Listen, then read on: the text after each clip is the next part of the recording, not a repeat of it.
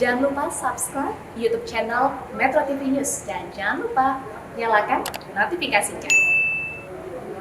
BSSN dan DPR telah menggelar RDP terkait ketahanan dan kerentanan data siber di Indonesia. Di era yang serba digital saat ini tidak dipungkiri data menjadi materi yang sangat berharga. Apalagi pemerintah kini sedang menata dan fokus untuk penyatuan data NIK KTP bisa menjadi MPWP. Lantas bagaimana tingkat kerentanan data digital yang ada di Indonesia dan apa yang kurang sehingga rawan diretas dan apa saja hasil rapat DPR dengan Badan Siber dan Sandi Negara. Kita sudah terhubung bersama dengan Muhammad Farhan, anggota Komisi 1 DPR RI dan juga pakar keamanan siber Vaksinkom, Alphonse Tanujaya. Selamat pagi Kang Farhan, selamat pagi Pak Alphonse. Selamat pagi Marvin, selamat pagi semuanya. Baik, selamat pagi Kang Farhan, sudah bergabungkah? Baik, kita akan mulai dulu bersama dengan Pak Alphonse. Pak Alphonse, kalau kita bicara soal keamanan siber, sebenarnya PR terbesar kita itu apa sebenarnya? Untuk keamanan cyber ini sebenarnya saat ini Indonesia sudah dalam posisi yang sangat sentral, di mana pengguna internet kita masuk dalam posisi 10 besar, sehingga kita memang membutuhkan badan yang bisa mengelola dan melindungi data Indonesia dengan baik, dan salah satu Badan Cyber dan Kominfo memang memiliki posisi sentral ya, dan diharapkan bisa memberikan kontribusi yang positif dan memberikan manfaat bagi Indonesia, Marvin. Oke, Pak Alphonse, sebelum saya akan lebih lanjut lagi mengenai hasil dengan RDP kemarin, mungkin saya akan coba sapa Kang Farhan. Kang Farhan, sudah bergabung? Ya, selamat pagi, Alphonse. Sorry. Iya, pagi. Kang Farhan, update terkini dari hasil RDP dari Komisi 1 seperti apa? Hasil terakhir sih kita melakukan RDP 2 hari yang lalu, memang kita menghadapi masalah yang sangat kompleks bersama BSSN ini ya. Mulai dari pemberdayaan lembaga itu sendiri sampai ke peningkatan sumber daya manusia dari BSSN. Nah, pada saat bersamaan kita juga menghadapi masalah bahwa BSSN ini tidak cukup mendapatkan anggaran, ya. Anggaran BSSN sudah dipotong hampir 50% dari tahun lalu, dan juga BSSN ini sekarang melakukan pendekatannya justru lebih ke pendekatan birokratis dalam melaksanakan program, diantaranya pada akhirnya ya sekarang ini BSSN baru mampu pada tahap meminta kepada pemerintah, presiden dalam hal ini, mengeluarkan Perpres tentang strategi keamanan cyber nasional dan Perpres untuk infrastruktur informasi vital. Tetapi ini baru usulan, baru draft, belum ada keputusan apa-apa gitu. Jadi memang artinya bisa disimpulkan bahwa secara kelembagaan BSSN ini belum cukup berdaya. Oke, Kang Farhan, kalau kita bicara soal ketahanan data siber gitu ya, apa yang menjadi concern dari Komisi 1? Banyak sekali, terutama kemampuan kita untuk bisa menahan atau menghadapi berbagai macam bentuk serangan siber kepada infrastruktur cyber Indonesia. Karena bagaimanapun juga sekarang ini kita bukannya rentan ya, tetapi pertahanan kita ini tidak terintegrasi dengan baik. Gitu. Jadi artinya bahwa setiap lembaga sekarang ini membangun pertahanannya sendiri-sendiri. Jadi seakan-akan kayak gini deh, kalau kita bayangin kehidupan kita sehari-hari ya, bahwa setiap provinsi sekarang ini seakan-akan punya pasukannya sendiri-sendiri. Apakah semua pasukannya cukup kuat? Ya nggak tahu gitu. Kita baru akan tahu pertahanan cyber kita ini kuat apa enggak setelah kita ada serangan kan gitu ya. Nah itu yang menakutkan sebetulnya sih gitu.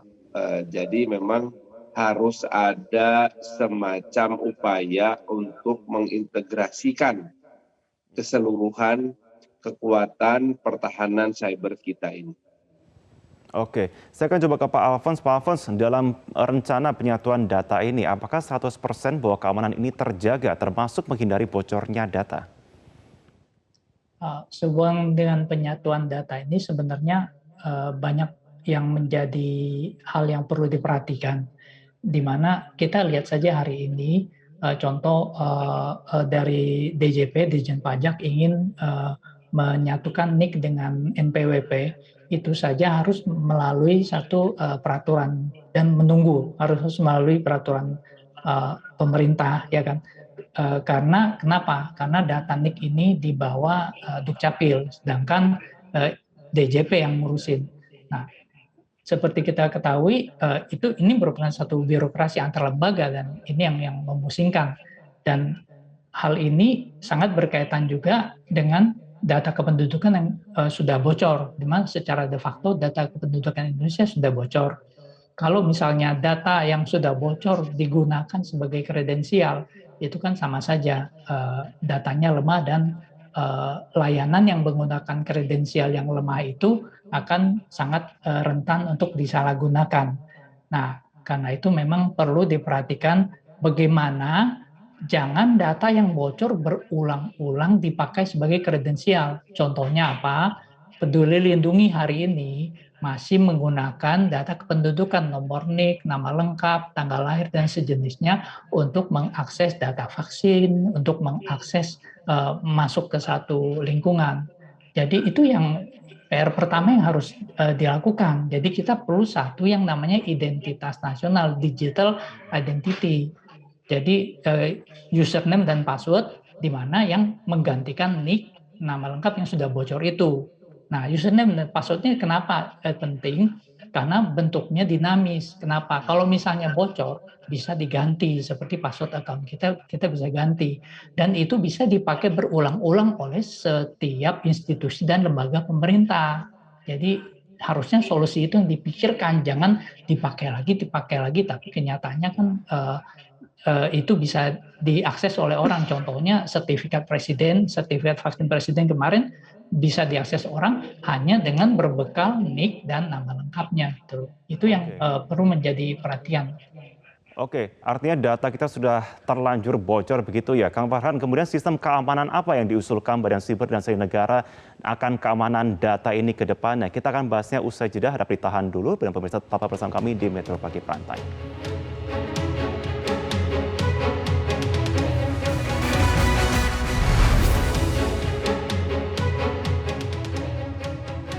Anda kembali di Metro Pagi Prime Time. Pemirsa, kami masih bersama dengan Kang Farhan dan juga bersama Pak Alfons saat ini. Kang Farhan, pertanyaan tadi saya sebelum jeda, baik adalah mengenai sistem keamanan yang diusulkan oleh Badan Siber dan Sandi Negara akan keamanan data ini.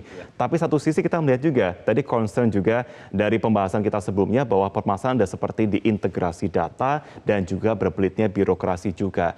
Adakah kemudian usulan yang diberikan oleh Komisi 1 untuk bisa memfasilitasi ini? Sebetulnya kalau usulan dari kita sih, saya harus ngomong gimana ya, standar-standar aja lah. Kita hanya ingin agar BSSN ini bisa berdaya dan bisa menunjukkan kinerja yang optimal, gitu ya, bahwa mereka memiliki konsep tentang CSIRT, baik itu secara nasional, secara sektoral, maupun secara perlembaga, atau juga misalkan untuk CSIRT yang lebih fokus pada kebutuhan khusus tersendiri gitu. Tetapi pada saat bersamaan sebetulnya yang kita inginkan adalah adanya sebuah integrasi antara kualitas sumber daya manusia, teknologi yang dimiliki, serta proses manajemen dari BSSN itu sendiri yang akan memberikan manfaat yang sangat luas kepada bangsa ini, di mana BSSN akan berfungsi sebagai sebuah lembaga yang memiliki fungsi membangun pertahanan siber nasional. Nah, memang banyak sekali perdebatan-perdebatan di dalamnya. Ada perdebatan masalah anggaran yang kurang, ada yang mengatakan bahwa justru kewenangannya kurang karena selama ini BSSN hanya memiliki dasar hukum Perpres. Ya, Perpres nomor 28 tahun 2021 tentang BSSN ini juga belum memberikan kewenangan yang cukup bagi BSSN melakukan penindakan. Hanya membangun pertahanan tanpa penindakan. Tetapi menjawab kritik tersebut tentunya adalah BSSN harus menunjukkan kualitas yang sangat-sangat luar biasa. Ketika terjadi hacker yang melakukan defacement terhadap sub web dari BSSN, dan ketika dilakukan penyelidikan, itu masalahnya hanya karena kelalaian seorang karyawan BSSN yang dalam tanda kutip ya istilahnya itu lupa menutup pintu belakang. Ini kan artinya ada pertanyaan besar mengenai kualitas sumber daya manusia dan pembinaan sumber daya manusia di BSSN. Hal inilah yang sebetulnya menjadi pekerjaan besar atau pekerjaan rumah PR besar dari BSSN untuk bisa meyakinkan kita sebagai sebuah bangsa. Oke, Kang Farhan, singkat saja, apakah ada rancangan undang-undang yang akan memfasilitasi permasalahan ini? Khusus untuk BSSN belum ada undang-undang.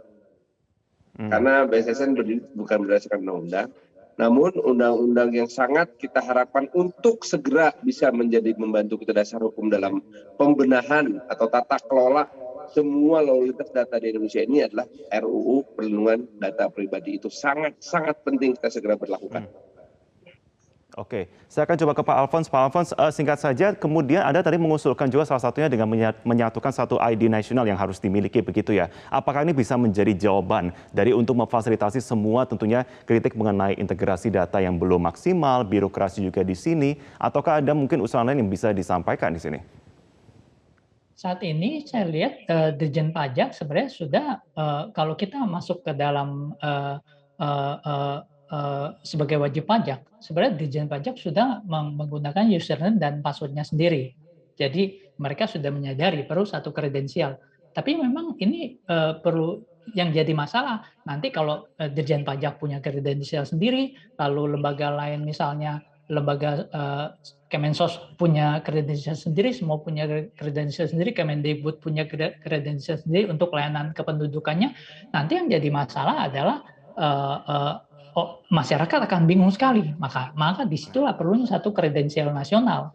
Jadi kemarin kami melakukan pengetesan bahwa Dirjen Pajak kita tinggal memasukkan NIK dan nama lengkap sudah keluar NPWP-nya. Nah, jangan sampai ini malah jadi bumerang karena NIK dan nama lengkap dan data kependudukan sudah bocor itu, lalu orang bisa mengakses nomor NPWP. Ya kita harapkan ini tidak disalahgunakan dan tidak mendapatkan ekses negatifnya. Baik. Terima kasih untuk pembahasan kita pada pagi hari ini, Pak Alfons Wijaya, pakar keamanan siber Vaksin.com sudah bergabung bersama kami, dan juga sebelumnya ada Kang Muhammad Farhan, anggota Komisi 1 DPR RI. Terima kasih sudah bergabung bersama kami di Metro Pagi Prime Time. Selamat pagi, semoga sehat selalu. Bangga, sama-sama. Terima kasih.